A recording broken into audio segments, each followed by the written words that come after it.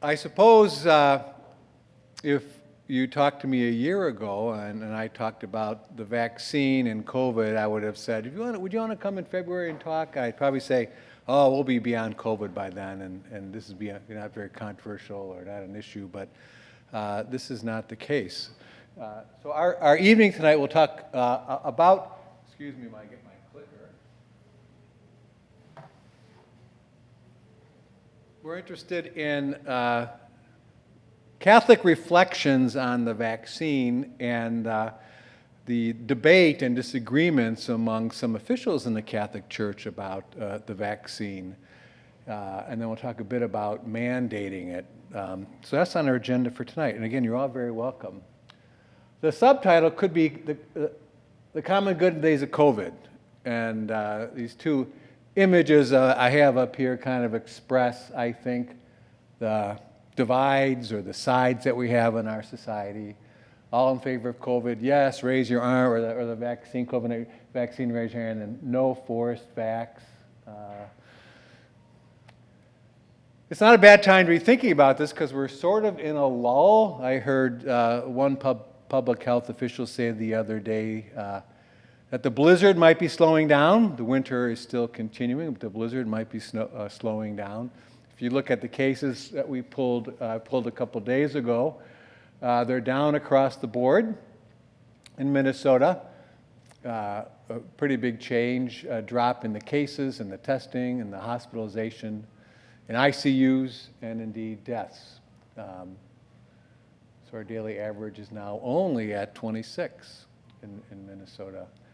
Another chart shows from April 2020 to February, so just last week, and you can see the mountains and valleys and you can see the decline. So maybe this is a time where we can pause and think about it in this ongoing winter of COVID and its variants.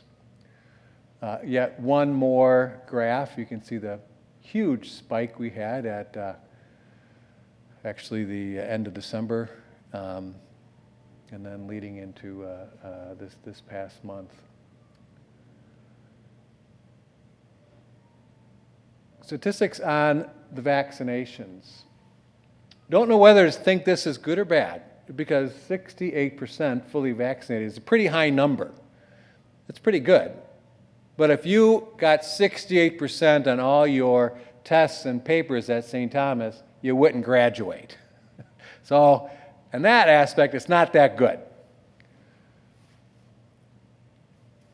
Old people like me seem to have figured it out. 95% of us are fully vaccinated. But the interesting question is, why do people only get one dose? That's 74%, and why aren't more people fully vaccinated in Minnesota? And I want to focus on Catholic responses tonight. Last month, in January, I was in Rome. I was teaching a Theology 100 class in Rome. And as I was walking around the Vatican, around St. Peter's, 2 blocks away, I came across this street art on the wall. And it has a sacred vaccine and the image of a saint. You can see the halo around the person and the incense kind of suggesting that, and notice the year, 2020, a couple years ago. The sense of this is that the vaccine will bring an end to all of this, and it's indeed a good and holy thing. The other image, people protesting. Notice the language, my body is my temple. The Holy Spirit within me says no. And this person determined not to be vaccinated. Both of these are, in a way, religious symbols, aren't they? Religious images. So we have a divide in our country, and it's we can see it playing over somewhat into the American Catholic Church and some statements by bishops that we'll see. What's the problem going on? Well, one side defines it in strongly medical terms. It's COVID, it's a pandemic, it's the contagiousness, it's how serious it is. And the other side seems to define it in the issue, the problem, in political terms.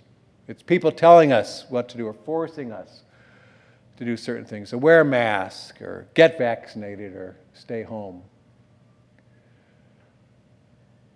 How you describe a problem, a social problem or a moral problem, gives you directions, clear directions on how you think you should proceed. So the first important element in describing a problem really is the description itself, because descriptions themselves contain values, and part of the solution is often found in the description. So what's the responsibility? How do you define it? One side says, well, get vaccinated, mask, distance. The moral responsibility is to protect others, particularly the vulnerable in our communities, and to protect yourself. Another side says, act in a way that you think is appropriate.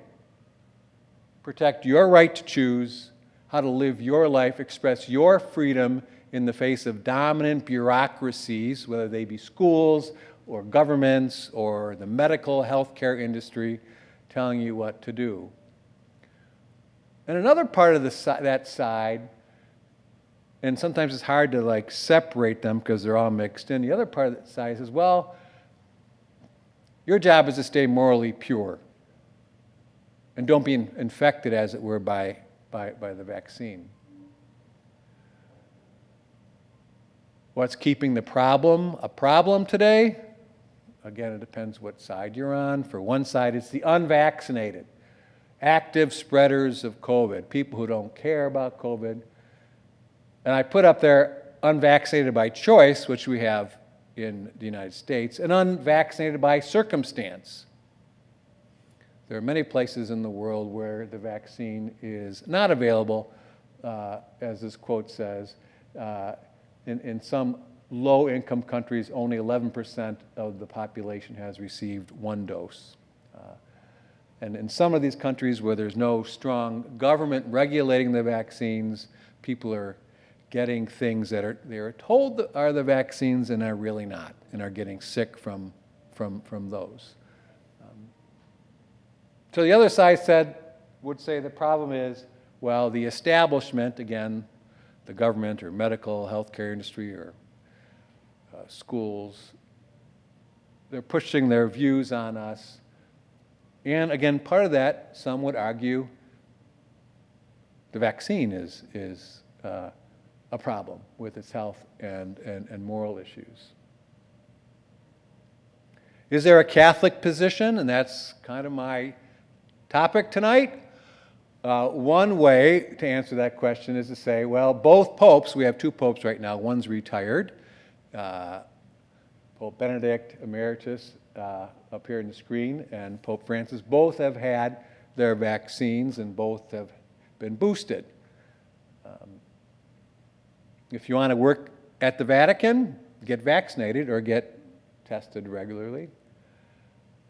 As Pope Francis has said, we have realized that in those places where an effective vaccination campaign has taken place, the risk of severe repercussions of the disease has decreased. It is therefore important to continue the effort to immunize the general population as much as possible. When I was in Rome last month, in order to visit St. Peter's Basilica, what many people call the Vatican, you had to wear a mask. They call it an FFP2, which is one of these KS94. I keep mixing this up with the radio station, KS94. Isn't that a radio station in town? In order to go in, you have to wear one of these, and they actually do a thermometer test on, see if you have a fever. And when you attend Mass in St. Peter's in the Basilica, there's no communion on the tongue. That's not even an option. It's all in the hand.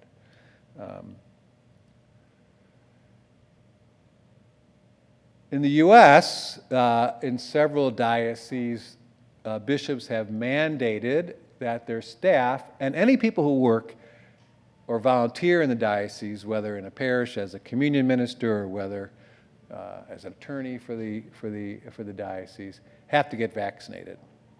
The Bishop of El Paso has said there's no right to work in the church.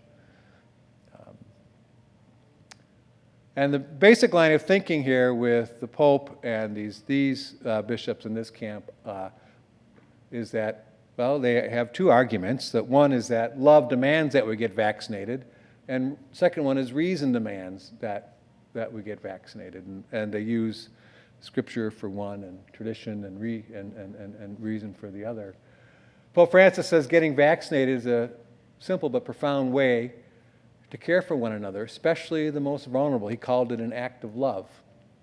And we can review the places all through the Bible that talk about love and service. The quote from Matthew that many of you are familiar with, you shall love the Lord with all your heart and all your soul and all your mind, and the greatest and the first commandment, and the second is like it, you shall love the neighbor as yourself. The language often used on reason is the language of the common good. And the Catholic tradition has a particular notion of the common good, distinguished from other notions of the common good. It is not the sum total of individuals picking and choosing their own goods and counting how many are doing what they want to do, nor is it the sum total of the majority of people and how they're doing. The Catholic tradition describes the common good as follows: the principle of the common good to which every aspect of social life must be related, if it is to attain its fullest meaning, stems from the dignity, unity, and equality of all people. According to its primary and broadly accepted sense, the common good indicates some total of social conditions which allow people, either as groups or individuals, to reach their fulfillment more fully and easily. As Pope Francis said, getting the vaccine is a simple and profound way of promoting the common good. The common good is a long-held and honored moral principle in the Catholic tradition. It's mentioned in St. Paul's first letter to the Corinthians about how we all have different gifts of the Holy Spirit to contribute to the common good. It's mentioned in the late first, early second century in the letter of Barnabas, how people should gather and seek the common good together. St. Augustine talks about the common good, showing love for the common good. You grow in love. It's an important theme of our patron, St. Thomas Aquinas. And I'm not going to read this. I'll have you read it yourself, some of his thinking on the common good.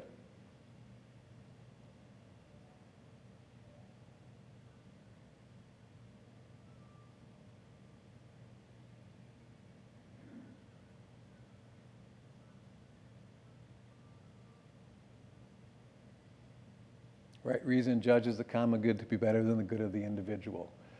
This theme is, I can give you quotes from throughout the tradition. Here's one from a Thomistic scholar in the 17th century about the common good in the state of society. Pope Benedict, again the Pope Emeritus, the Pope before Pope Francis, wrote about the common good. And for him, to desire the common good and to strive toward it is a requirement of justice and charity. The more we strive to secure the common good corresponding to the real needs of our neighbor, the more effectively, he says, we love them.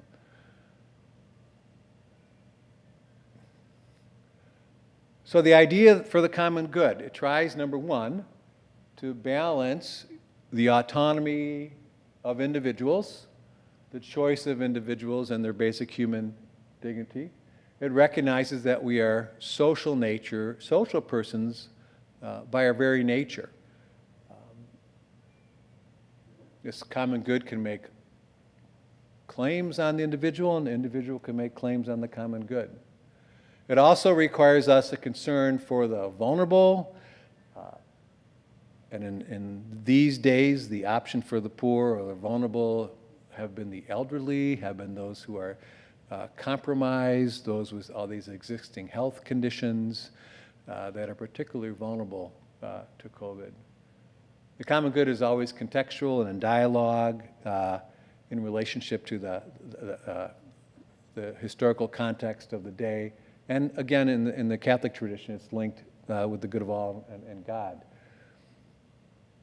So where are we now, I think? And I put this up here because Pope Francis wrote this before COVID, and I think it describes kind of a situation we're at now.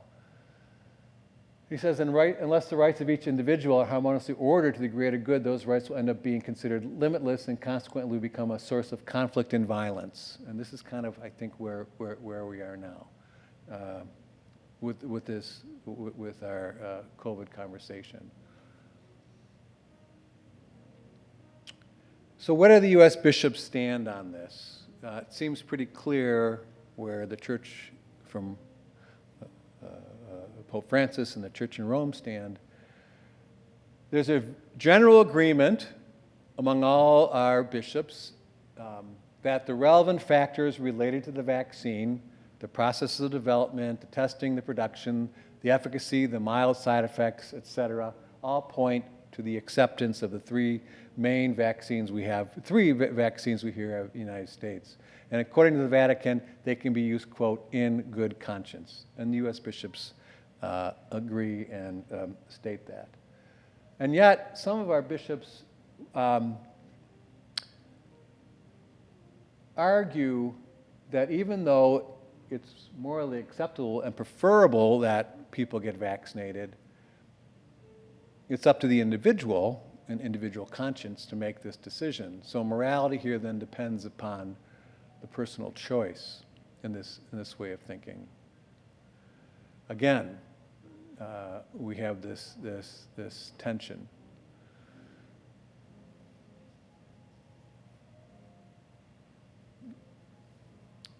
So for people who don't get vaccinated or anti-vax or have some issues about being vaccinated, these two labels seem to fall on them from a moral position. One is, do they think they're living a higher moral standard than others? Is it a sense of moral purity or moral superiority?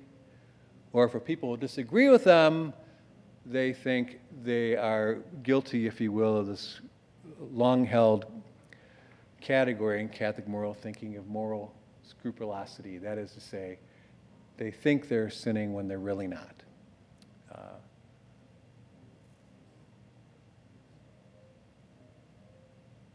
And I'm going to give you a handful of quotes from some bishops' groups to talk about this division. The Colorado bishops in August of 2021 came out with a statement. It's not unusual for bishops' conferences of particular states or areas to come out with position papers for the areas. Here's a handful of quotes. Then we're trying to understand at this point why someone would be against the vaccine from a religious perspective or from a Catholic perspective. What the Colorado bishops say, if any person comes to an informed judgment that he or she should receive or not receive the vaccine, that person should follow their conscience, and he should not be penalized, they say, for doing so. I want to come back to that. Taken as a whole, they suggest this is a deeply personal issue. And we've just had some arguments that it is an issue about the common good and existing in society. The Colorado bishops have a bit of suspicion about the bureaucracies and again, whether it's the government or medical industry, seeking to impose requirements on the group. But at the same time, they affirm that the use of, they say, some of the COVID-19 vaccines is morally acceptable under certain circumstances, while not telling us which ones or why or what circumstances would be these be. Wisconsin bishops, our neighboring conference of bishops just across the border, have similar position. They too encourage those eligible to receive the vaccine to do so, because it's the most effective way to combat the virus. They say we are all morally responsible to protect our lives and the lives of others. Very much in agreement with the Conference of Bishops of the United States, and very much agreement with what Pope Francis would have said. And they also suggest and remind us that the Church treasures her teaching on the sanctity of conscience.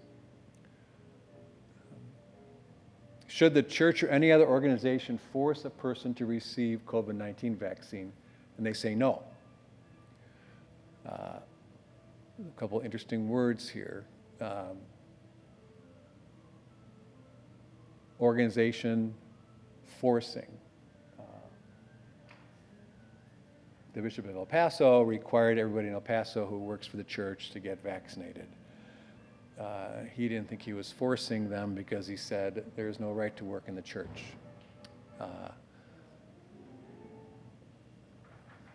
No one should the Wisconsin bishops say violate the sanctity of a conscience by performing a person to do something contrary to his or her conscience. There are many health and ethical reasons why a person may refuse a COVID-19 vaccination. This sentence is an important sentence and it needs to be unpacked. And unfortunately, they don't mention any health reasons or ethical reasons why a person may refuse a vaccination. I don't know if there are health reasons. According to CDC, there are no known medical conditions which absolutely prevent persons from getting the vaccine. And the vaccine doesn't contain poisonous things, doesn't contain aborted fetal cells or antibiotics or proteins or microchips, by the way. And health reasons from a social context, if you look at the statistics I'll just have you look at them, there seems to be some pretty strong health reasons to get vaccinated. The top three are from the CDC about the ages of people and getting hospitalized and dying of COVID. The bottom is not from the CDC, it's from some other sources, and we could talk more about this. The other health effect of not getting vaccinated is how under pressure our health system has been over the past couple of years, and the pressure on healthcare workers, especially nurses and physicians, obviously, but what's that's done to them personally, and how many of them have been thinking about leaving the profession because of all the pressures, not only of caring for people, but trying to convince people who are not vaccinated to get vaccinated. The Wisconsin bishops suggest that employers should respect their employees' consciences and make the accommodations. And at the same time, this is a quote from them, they are responsible for the protection of the common good. So they have to do two things. They have to respect their employees' consciences and at the same time make sure that the rest of their employees don't get sick. Consequently, they say employers should maintain safety by requiring other ways of preventing the spread of infection by conscientious objectors, since they admit refusal of the vaccine may also constitute a risk for others. So I'm not sure what that would look like in a workspace, because you should separate those people who are vaccinated from the unvaccinated, but you don't want all the unvaccinated together, I would think, because that would be a risk to everybody else in the room. While the Wisconsin bishops are worried about this, the Vatican is more worried about making sure that countries around the world can get access, that pharmaceutical companies in the major countries would give access of the vaccines to the poor of the world.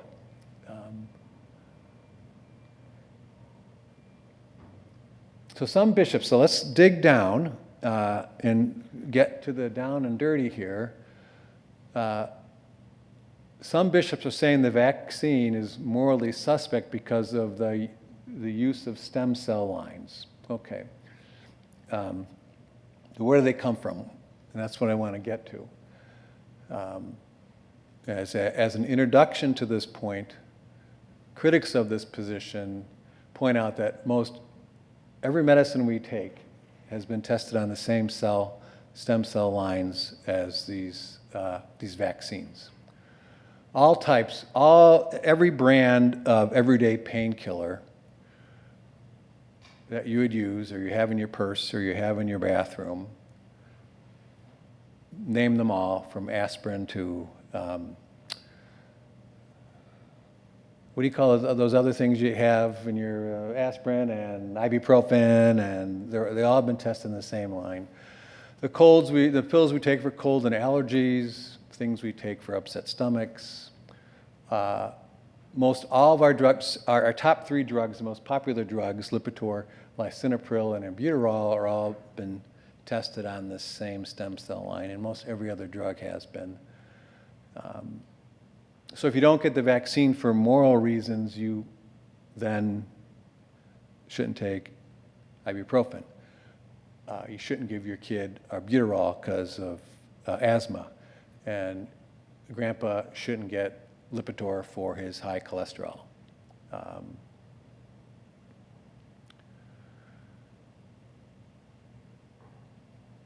This quote was in the Star Tribune in October. Was developed by evangelical law firm based in Florida, that many people have used this line to get an exemption from any sort of requirement.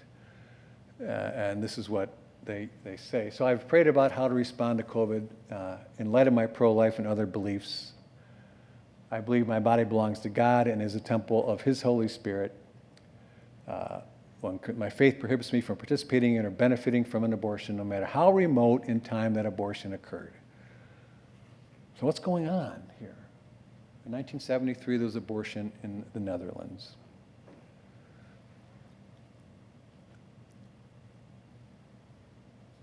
The woman who was pregnant, who had the abortion, it was elective, it was legal, and she had the legal right of, just like when a mother whose child dies,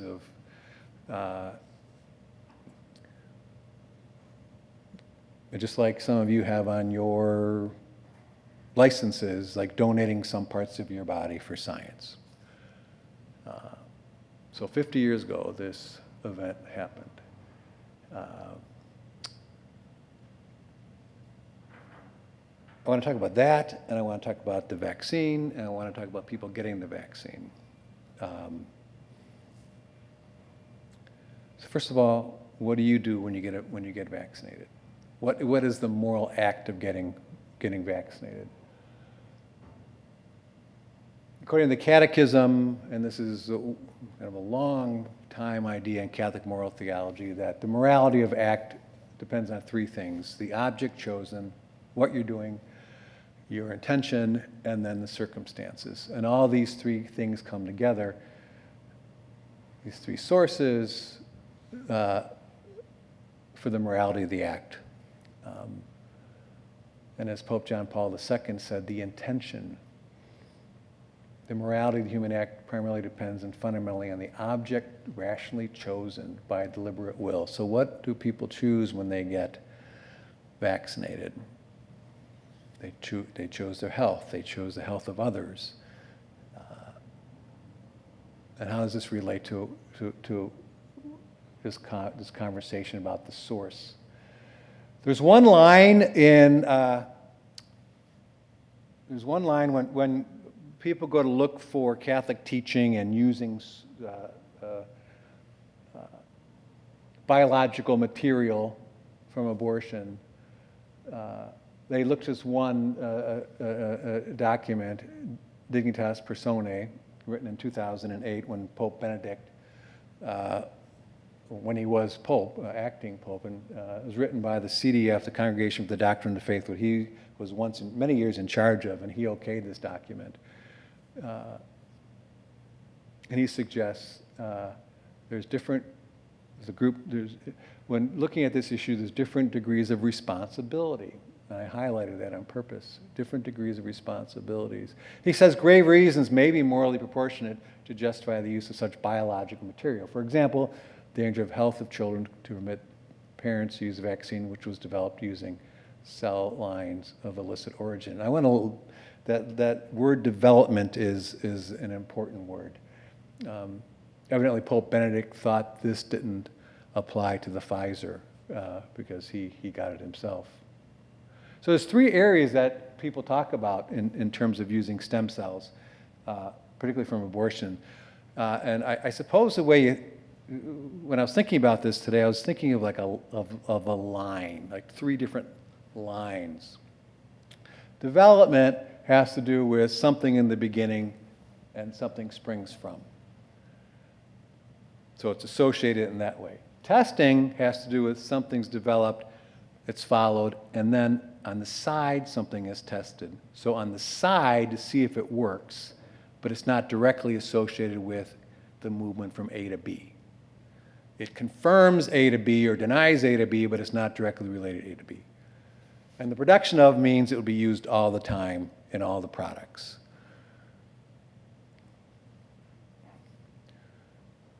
As the U.S. Bishops' Committee says, so our two most popular ones in the United States are Pfizer and Moderna. Neither Pfizer or Moderna use an abortion-derived cell line in the development or production of the vaccine. However, such a cell line was used to test the efficacy of both vaccines. That is to say, from point A to point B, they weren't used, but on the side to test efficacy, they were used. Thus, while neither vaccine is completely free from any use of abortion-derived cell lines, in these two cases, the use is very remote from the initial evil of the abortion. One may receive any of the clinically recommended vaccines in good conscience with the assurance that reception of such vaccines does not involve immoral cooperation with abortion. The third, and this is their quote from Johnson's & Johnson's, if 1973, and HEK 293, look it up, Google it. There's a million articles, things to say about this because it's so much a part of our medicine. Came from a kidney cell in 1973, and this one came from an abortion in 1985, also in the Netherlands, that came from renal cells. Johnson & Johnson's is different than, in this sense, from Pfizer and Moderna. Though all three are acceptable, I highlighted this because they would prefer Pfizer or Moderna over Johnson & Johnson's for the difference between development and testing. I'm not sure how that plays out in everyday life because they do say, again, affirming vaccinated is an act of charity that serves the common good. The California bishops explained the Vatican's position, and the U.S. committee all are morally acceptable. And they encourage, again, Catholics to receive the COVID vaccine for one's own sake and for the common good. In other words, what they're saying is that the connection between the 1973 abortion and the vaccines, all of them, is so remote, and the responsibility of the person getting vaccinated, the intention of the person getting vaccinated, the morality act of the person getting vaccinated is so far removed from and so indirectly related to that abortion, or abortion law or practice or contemporary abortion in the United States, that a person can be vaccinated. Or take aspirin or Tums or Lipitor for all that matter, because those drugs are also been tested on that cell line in good conscience. So where are we then? There are Catholics who, for their own reasons, will not get vaccinated, but there's no true, you can say, Catholic religious exemption to the vaccine mandate. No religious exemption, though the door is open for, as we have seen, people do so for otherwise. So here's some conclusions, and I'd be happy to take any comments or questions that you have. If I haven't put you to sleep already yet, it's a lot of stuff. Being vaccinated, I think, this is my conclusions, I'm not, as a Catholic and reflecting on church teaching, I'd say it's morally required, both on faith and rational grounds. I think it can be mandated for employment, particularly where persons physically interact with other persons. I don't know an employment job where that wouldn't be. I suppose if you were in a spaceship heading out to Mars. This issue of force, I use the word force, and some people use, you can't be forced to do it. Well, in my mind, force means tying me down and sticking it in me. There's a difference from being forced versus being expected to have it to work or to go to school. Many of you probably had to have shots and other vaccinations to be students at St. Thomas, right?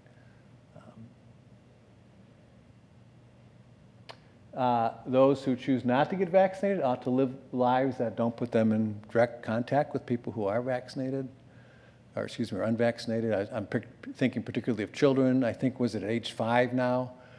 5 and up can get vaccinated. I have 2 grandkids who are under 5. I want them protected. I think work environments ought to put the safety and health of workers and customers and others as a priority. I'm not sure whether employers have the requirement to create a special workplace to protect the employee's choice not to get vaccinated. In other words, protecting unvaccinated people from getting sick. I don't think employees have that responsibility. And I certainly think there needs to be more just distribution of vaccines globally. Access for us is very easy, as is testing. Not so in a lot of the world.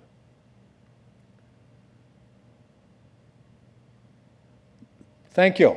Yes, a question. One question I have is, so the University of St. Thomas, I know for a long time, has had a different type of exemption. So like originally, I think it was conscientious, religious, and medical or something like that. Yeah.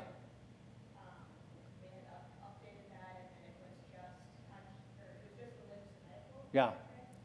So I guess what I'm curious to know is, and I don't know your connection or who creates. Yeah. Whatever, but why then, if there's no like religious reason, Yeah. for example, why would they remove the conscientious one and keep the religious exemption and not the other way around? So the question has to do with what St. Thomas's policy has been, and how they came to it. So we have a committee that's been meeting like weekly since COVID came out, who decides all these things. And there are some exemptions. St. Thomas does require vaccines, but does have some exemptions. And what you're saying is, and I should have looked this up this morning to see what St. Thomas, but I know they do have some exemptions. And is it for conscience?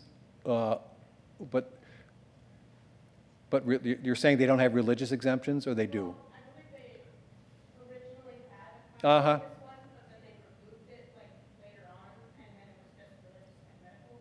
So like Yeah. what you're saying, Yeah. if we follow the logic, then why would they remove I- conscientious but not the religious? Yeah, I don't know, but I mean, because I would say, at least from the Catholic perspective, other religions, and I'm not doing a deep dive in other religious denominations, I don't know any, others that would have this exemption, and I would say, I would make it just conscientious, because I don't think there's health reasons either, as far as I can tell. It's interesting, I noticed recently, for any kind of international travel, they dropped any sort of exemptions. That caught my attention recently. Thank you for the question. Yeah, please. So like on the two sides, you had kind of like pro-vax having like quotes from the CDC and also science Uh-huh. and different things like that, and then non-vax having to be like get the government up by that Uh-huh. individuality and stuff like that. Uh-huh. I believe one quote, I hope it's right, is unvaccinated people are 20% more likely to die of COVID than people Uh-huh. who are unvaxxed. Uh-huh. I also feel like that there's suitable immunity, natural immunity research that would go for non-vaxxers and anti-vaxxers outside of COVID itself, but immunity in general. So the question is, kind of natural immunity to COVID that you wouldn't need a vaccination. Not necessarily. I think there can be science on both sides of the argument. Uh-huh. I've been asking. Oh, okay. Because I think seeing like anti-vaxxers or non-vaccinated people are anti-science is another thing compared to not wanting the government like rule over. Right. So that's a good. So I think there's. I think there are at least 3 different reasons, right? And I think you touched on one of them. One is like I don't want the government telling me what to do. Another is. Well, the abortion one that I spent most of the time on, and one I didn't spend any time on, because would be the idea that some people suggest that there's other scientifically valid ways not to get COVID than by vaccines. Did I say, is that kind of what you're stating? Uh-huh. And there's, I haven't found that on the CDC website. My guess is those are alternative. And this, they might be saying, well, the CDC is part of the government bureaucracy on this. There's many claims out there about some medicines that have no science behind them that people wanted, and even though they demanded, and I think that fits in that area. So that would, I mean, I think there's a lot of research done outside of the CDC all the time, so it's not automatically discredited.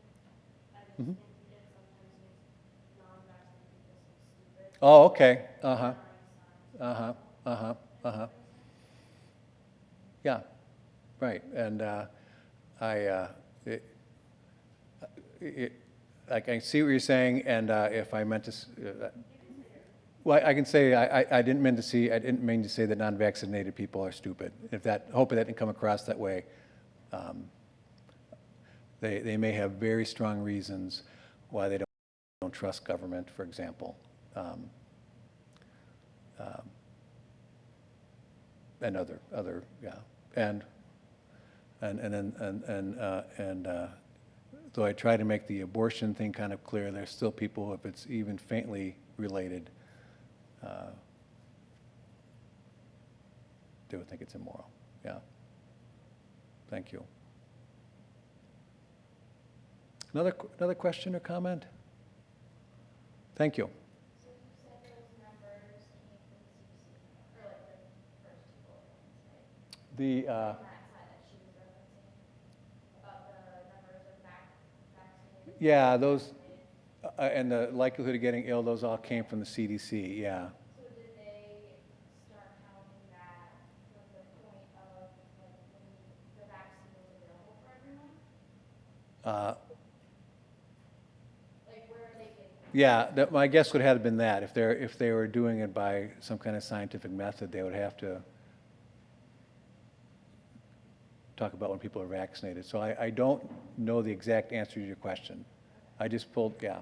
This is what happens when you have a theologian dealing with medical science. Yeah. Oh, I did have another question too, about like the aborted stem cells. Yes. Obviously, abortion is like immoral in the Catholic view. Yes. So, like, is the Catholic Church doing anything to stop like the use of the aborted stem cell lines? Because there is like other stem cell lines out there that are Correct. being used. Correct. So what is Well, there's laws in place now in the United States about that.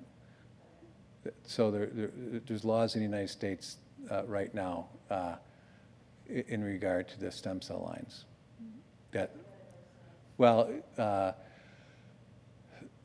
ones that can be used for research are the ones that were started before a certain date and for the adult stem cell lines, which is different than the fetal stem cell lines. So there is legislation passed right now that regulates experiments on stem cell lines right now. So like what is the rationale behind that? Like just because they're old enough, like it's okay, morally acceptable, or like Old enough. the aborted stem cells? Oh, because of a certain date. Yeah. Yeah. I'm going back now, I'm trying to remember when this legislation was passed, but they decided to stop at a certain date, no more. Because the other ones have been in effect and in labs and in research. So it's been a while since that law was passed. So like, it's just saying like, oh, if they're already like in existence, it's morally acceptable to use them, but you can't continue According to the law, you'd use the word legally acceptable. legally acceptable. So is the Catholic Church not frowned upon that? Or? It depends on which area, and it depends, there's a number of depends on it. It depends on which area. I talked about testing versus development. And production. I've also talked about, why the stem cells, I didn't talk about this, but why the cells would have been taken in the first place. I mean, very often you can think of issues, them taking them just for research in this particular area. We're just going to use them for that, or we're going to grow them or develop them just for that purpose. So those would be seen as immoral. The idea here, and it's been part of Catholic moral theology for a long time, that the relationship of your act to getting the vaccine is so remotely related to the original act of the abortion, and you're not justifying the abortion, and the abortion wasn't caused to do this. You're not profiting from it. You're not supporting abortion laws in the United States or abortion industry right now. That the connection is so remote that it can be used. And like I said, it's pretty much in every drug we use. I just see like it is interesting, like obviously every one of us is from the probably use like Yeah. drug that's been tested on, but like Right. if Catholics do think abortion is immoral, like isn't it kind of hypocritical that they don't take, you know what I mean, a bigger stance against it? No, there's a strong stance against it. And does this argument might not help you, but if someone was murdered on the street in an immoral act, simply murdered on the street, and then let's take a child or someone who had the right to make this decision to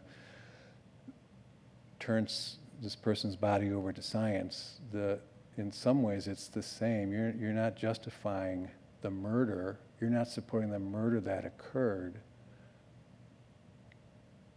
Yeah, but I think in those cases, right, that people would be like, you're saying like they would have acted a little before saying like, I'd like to donate my body to science or my organs or whatever. Or in the case of, I heard this news report in driving in the car not that long ago that a mother had a child die, and she signed his body over to science or part of it or something, and then they sign off all connections, like you can't find out anything about this child after that or what was used. And 20 years later, she goes to the research institute and wants to know, and they told this mother what, say, his liver cells or something were used for, and the drugs that were developed. So she would have had the right to do that. I use that as an example of who has the authority, and you mentioned in wills or living wills, not living wills, but on your organ donation cards, like in the back of your license. The point you gave was the person themselves, because they were a legal adult. I have that in the back of my license versus someone using it or something. Yeah. No, this is good questions, and there are laws to protect this. Yeah. Good, thanks. Please. On the slides itself, are these like the conclusions from like your Catholic analysis or like your personal conclusions? This is Me, I'm saying well, I have a hard time differentiating that option you just offered. Well, because you said in the presentation there's two different Catholic sides. Well, Like, is this your, that you affiliate more with? yeah. I'm more on the, I'm more with the California bishops, I'm more with the New York bishops than I am with the Colorado and Wisconsin. And with the bishop in Texas and the bishop in Kentucky. I'm kind of confused on the phrasing of the more, right? Swear those who choose not to get vaccinated out to live a life that does not put them in direct conflict with unvaccinated. Yeah. So if you choose not to, if you choose not to get vaccinated, I think you have the moral responsibility to live your life so you make sure that you're not passing on COVID to other people as best you can. Now, you might wear a mask, maybe not. And even, and the, and at this point here, I'm maybe being a little more dramatic than the Bishop of the Bishop of Wisconsin would agree with the same point, that they still have, you have more responsibility by not getting vaccinated to live your life a certain way so you don't infect others, because you're more likely to pass it on than vaccinated people. Are you able to go back a little bit? Sure. The statistics you used in like this first or second slide. Uh-huh.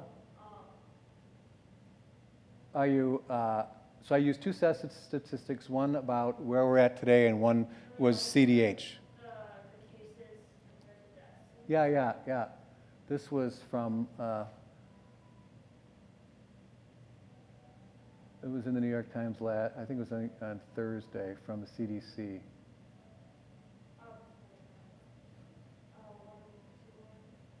Yeah, no. Uh-huh. So, if unvaccinated people are 20% or 20 times more likely to die of COVID than people who are vaccinated, and it's about 26 people per day, give or take. That's the daily average that's February 17th. And this is in America or? This is Minnesota. Yeah, this is Minnesota. Yeah, and then this is the other one is the CDC on the age group breakdown.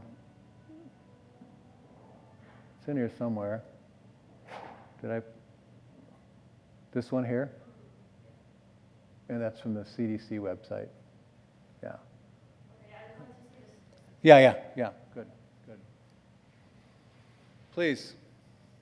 Going back to that very last slide that you had with the different squares. Uh-huh. To be honest, I'm a little confused how you can say that there's like this moral requirement Uh-huh. for vaccine. Uh-huh. Against, Yeah. vaccines in general, whatever, but I don't think that you can say that it's a moral requirement for somebody to do that and then tell them that they have to then act differently for like if they're unvaccinated around children, for instance. If you look at the statistics in the science, people that are vaccinated get COVID just as much. I personally have seen dozens and dozens of people with it Yeah. vaccinated who got COVID, and people that were unvaccinated that Right. never got it. Right. And if you look at other studies and statistics, and I know other people that have done extensive research on this because they were very curious. Right. And they have found that like vaccinated people can pass on COVID just as much as the next person, right? So the vaccine doesn't prevent you from getting COVID, and it doesn't prevent you from spreading it either. So I think this treatment of unvaccinated versus vaccinated is sort of not really based in science, and I really question kind of like talking about this moral requirement when the science doesn't really show that. Well, does science show that the effects of COVID on vaccinated people versus non-vaccinated people? Well, and the other thing, kind of connected with that, Uh-huh. is the fact that I've seen a lot of statistics too with them counting deaths improperly. Yes. So people that like are in hospitals that come in, they had a car accident, right? They test them for COVID. They have COVID, and they die because of the car accident, and they're counted as There's many deaths that people died that they did not put COVID. I know, I'm just saying that the way that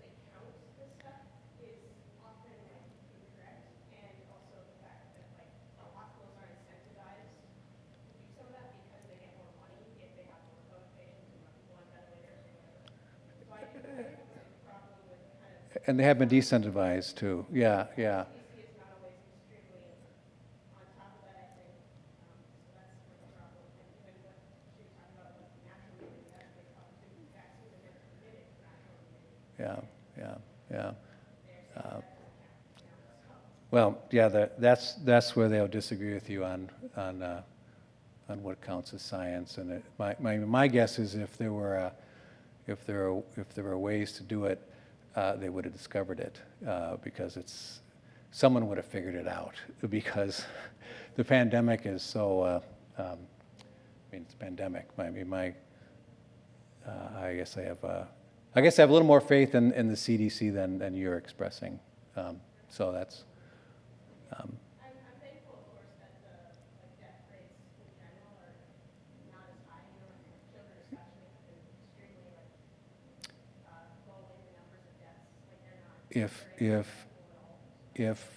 If this disease affected children the way it affected seniors, we would have been a devastated country, devastated world. I mean, if like other diseases that affect children more than adults, if this was one of those, it would have been, yeah. Please. This is more like a personal question for you. So clearly you like trust the CDC and the statistics. What do you think about Fauci? Like what? Fauci? Uh, Do you like him, not? Do you like him, no? Yeah, I think he's doing the best job a human can do. I think he's doing a good job a human can do given the situation he's in. I don't think he's ever tried to mislead us. I could be wrong. I don't think he's ever tried to mislead us.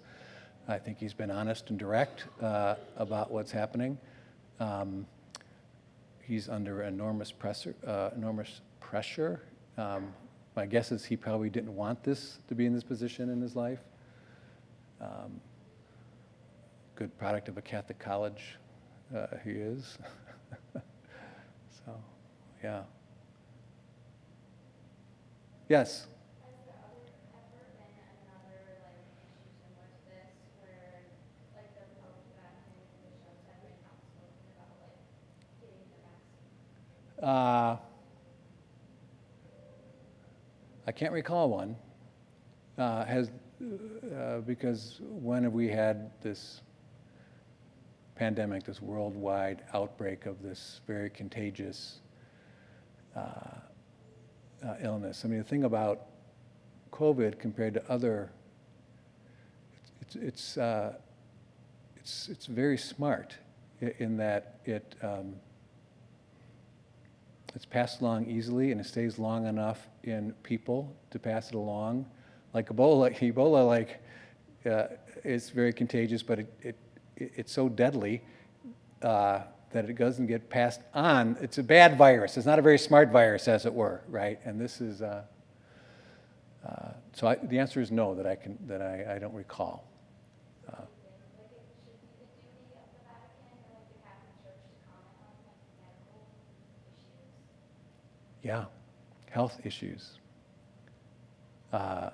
It's been central to Catholic ministry since the very beginning to take care of the sick. Jesus, his life, part of his life was healing people. Catholic religious orders have been founded to start hospitals, and it's been part of who Catholics are since the very beginning. And it's simply an extension of Christ's ministry in the world. Yeah. Yeah. Good. Yeah. So I don't know the quote exactly, but Joe Biden, during one of his speeches, said this is no pandemic of the unvaccinated. Uh-huh. Would this squares at the conclusions, is that kind of where you're at right now, where COVID is not an issue as much with the unvaccinated people are? Or what are your thoughts about the quote? There was for a while that I was thinking, gosh, we just got to get everybody vaccinated and we'll get over it, right? And then Omicron came, and then we might have a different one. Now, vaccines are still effective for 8 years, and we still should get them. And So I'm thinking people should get vaccinated. That's my view. And I think it's a moral requirement that I think people have to direct their ways for their own lives and the health of others to get vaccinated. And I don't think it's that big of a burden on people. They're easy to come by. So that would be my view on that. So do you think, like, so let's say hypothetically everyone in America gets vaccinated, which will not happen, but everyone gets vaccinated, Right. right? Do you think COVID goes away with that, or just we're all safer and doing our common good to be against that? Well, I hope all three. I don't know if COVID's going to go away. I don't know if it will evolve into something else, if there'll be something coming along that. I mean, my guess is we're going to get COVID shots. I'm really speaking out of my knowledge. We get the flu shot every year, and the flu shot is a guess. You know how they're developed because they think this will, and sometimes the flu change. We're going to be getting. My guess is we'll be getting COVID boosters or COVID shots with flu shots. COVID shot is, as you know, very different than the flu shot about how it was developed and all that. So my guess is we'll be doing this for a while. I don't know if COVID is going to disappear. People say it's going to be like the flu, coming up again. So I'm not in. We'll get a public health person here. The variants keep evolving, of course, and some of them are, worse than others, some of them are more contagious than others. Yeah. Would agree with that, but then, so it sounds like you're saying we're just going to be doing COVID vaccines for the rest of the That's what people are saying. I don't know. I don't know. And the whole thing is so we can get antibodies, right? So like after I personally had COVID, I've been tested for antibodies like 2 or 3 times. Uh-huh. And it starts out higher than you would with the vaccine, and it goes Right. lower over time. Right. So, if I'm understanding your position correctly, because I want to, Yes. you're saying we should get, as the variants develop and evolve, we should have our vaccines, keep up with them instead of getting, COVID sometimes and then most likely recovering because the statistics are. I'm going to hold off on judgment on that until I see what we're talking about. So I'm talking about antibody count. Right. And having it artificially in you versus naturally. I'm going to hold off until the next form of COVID, if it comes, and then I hope I'm not here in a year talking about the same thing. But so I don't know what to expect. I'm just repeating what I've heard medical people say, that we'll probably be getting it. So, yeah.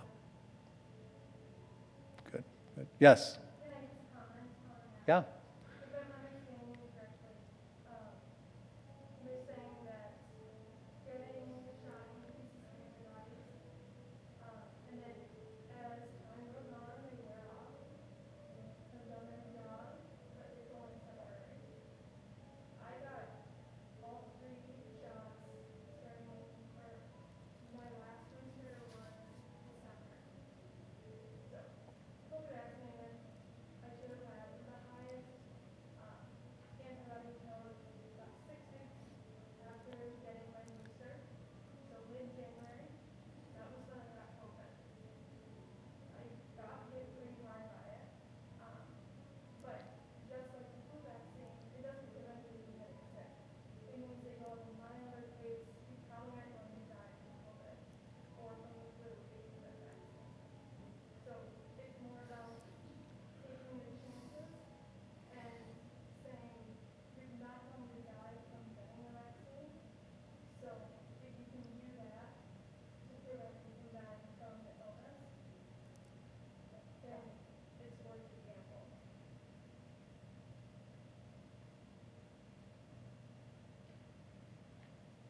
I think that expresses where a lot of people are at. Yeah, in the back row, yeah. Yeah, so we kind of talked about how maybe the COVID vaccine doesn't prevent you from getting an infection, but maybe it prevents you from having a severe outcome. Uh-huh. My question would be, if that is the case, why is it like a moral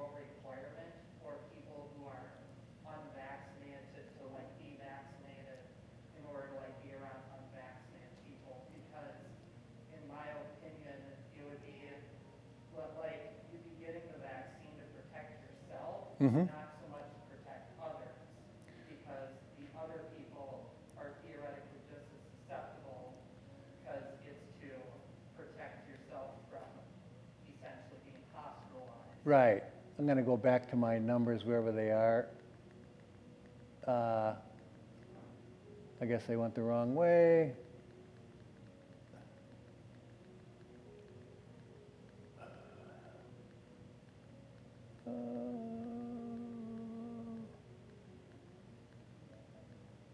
So part of moral responsibility is taking care of yourself, I would say. You can treat yourself inappropriately and do bad things to yourself, number one. Number two, also, look at the numbers up there. I mean, I wonder how many of those people in the 26% that just had one could be immunocompromised, could be at risk for other health reasons.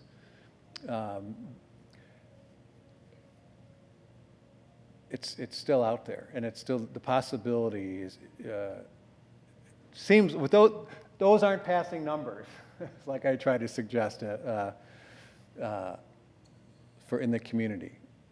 So that, I suppose if it was 99 and you're the 1%, I don't know, that didn't do it. Was that, am I responding to your question as I was going through the slides here, or do you have, did you have something else? My question is like, so part of the idea is getting the vaccine for others, nor Yeah. people are unvaccinated. Yep. And so, like we talked, like some people brought up, it's possible that the vaccine, its effect on like you being able to spread the virus to Uh-huh. a vaccinated person, maybe that's not there, and so it maybe has little to no effect in that respect. And so maybe the only thing it does is it protects you from getting a severe outcome of the case. So I guess my question would be is, if that's the case, why does it matter if, someone becomes vaccinated or isn't? Because it's only going to maybe help them so they aren't hospitalized. Does that make sense?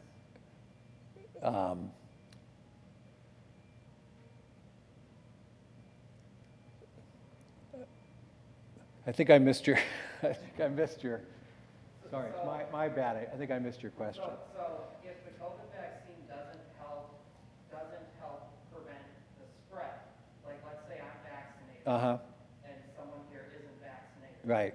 If they are just as likely to spread to me as I am to them, and the only thing that maybe the COVID vaccine does Okay. is prevents me from being hospitalized, Uh-huh. maybe they're more susceptible to being hospitalized. Uh-huh. How does me being vaccinated affect them? Because they could get sick and be just as well.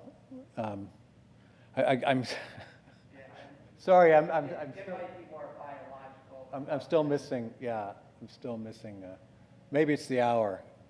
After teaching 8 o'clock class this morning, maybe it's the hour. So I feel like if I'm Okay, thank you. understanding correctly, is like you would say that it's like your moral responsibility for the common good to get vaccinated. And including your own health and the health of others, right? Yeah, but like, so for your own health would be your own decision, but like for the common good, I feel like for others, right? That's still your decision, right? You Yeah, don't like have that affects other people. So you're saying that Right. you should get it for the common good. That's one of the reasons.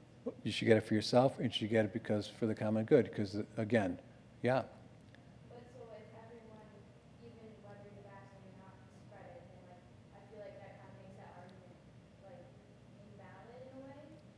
It's a false premise.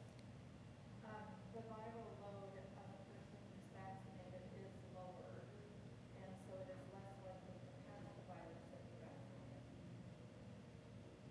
so And there's still spread of vaccination. Yeah, and vaccination is lowering the amount of the virus in circulation. right. But I'm just saying, like, you can't tell someone, like, oh, you should get vaccinated to not only help your own health, but like everyone else too, even though all those people are getting it, no matter whether they're vaccinated or not. So like, how can you say, So if like, you understand, like the do you would yeah? So would you think it's it's better, wouldn't you think, in the social situations you're in, if you're in a room like this, or you're in a closer room with people, wouldn't you think it'd be better if all of them were vaccinated? No, not necessarily. People are still spreading it and getting COVID when they're vaccinated. Because, how does COVID affect them when they're vaccinated, for one thing, right? It's a different effect.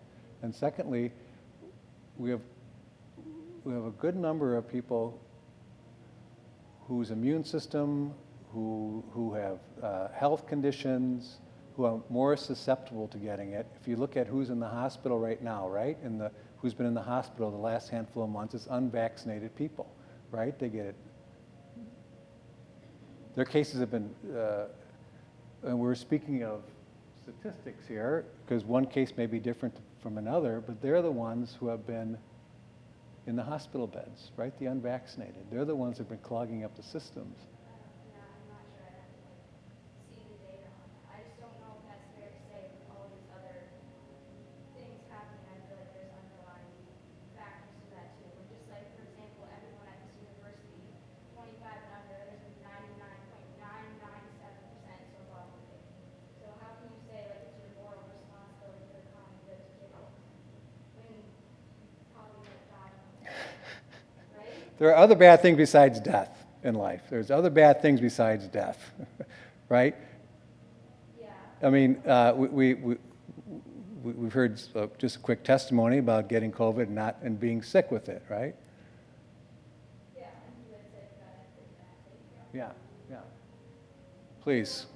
What do you know about, like, I know some people don't get it because they don't want the side effects, and, like, sometimes the side effects being worse than actually getting COVID. Do you know anything about that? There's an interesting, I read research on why people don't want to get vaccinated, and there's a whole bunch of reasons. Some people are afraid of side effects. Some people are afraid of getting a shot. They're not afraid of the vaccine per se, but they just don't like to get a shot. And it's inconvenient there's a whole list of reasons probably why, and they're all scattered, I think, why that 32% might be there.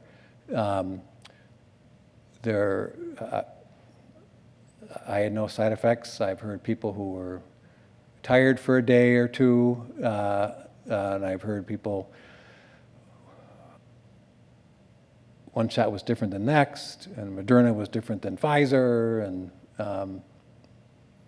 but there's no doubt that there have been side effects with people, right? Can I ask you, because I think a lot of people that don't get vaccinated might choose not to because they don't want the side effects, but also they think kind of what's the point, sort of like what you were talking about, like, if it can transmit either way, or if it can get sick either way, they're like, why would I put myself in that position to get the side effects and get sick when I can just be like my normal self, and not get sick at all? Oh, I think the data shows that COVID affects unvaccinated people. Again, we're talking statistics, and maybe they have a very mild case, but I think the statistics have been showing that the unvaccinated have generally more serious effects, and those are the ones that have been in the hospitals compared to the vaccinated. So that in itself should be a reason, but maybe it's why do people smoke?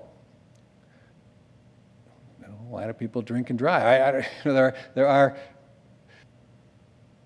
Well, why don't we go see if it's still snowing outside and how many inches we've had in the last hour and a half. And I thank you for your attention and your questions and your willingness to share ideas. So best wishes and happy 2/22/22.